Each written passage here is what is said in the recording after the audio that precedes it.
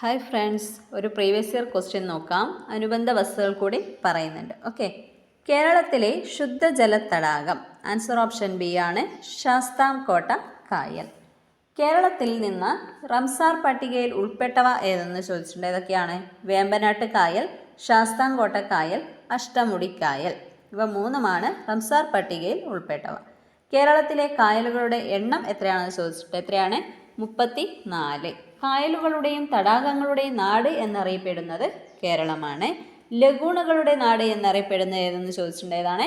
കേരളമാണ്. കേരളത്തിലെ ഏറ്റവും വലിയ കായൽ ഏതെന്ന് ചോദിച്ചിട്ടുണ്ട്.